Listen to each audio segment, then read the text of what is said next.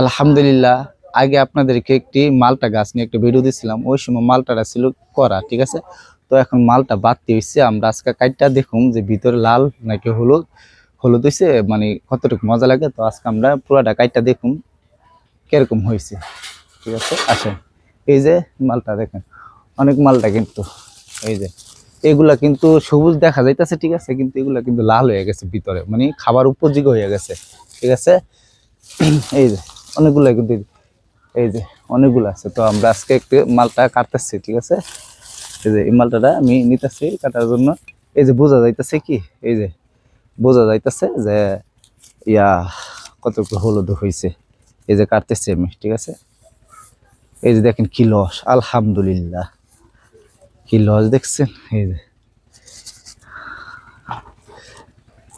কি লস, এই যে অনেক লস কিন্তু, এই যে ঠিক আছে।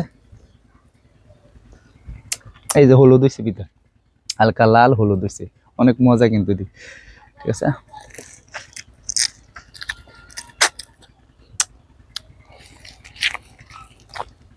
আলহামদুলিল্লাহ, আলহামদুলিল্লাহ। বাড়ির লাগানো গাছের মালটা এত মজা যে ভাবতে পারি না দিয়ে।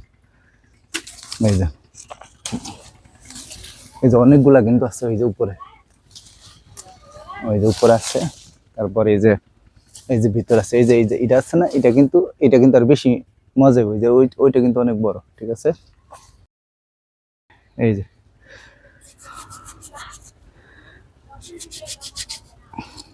এই যে মালটা ইয়ার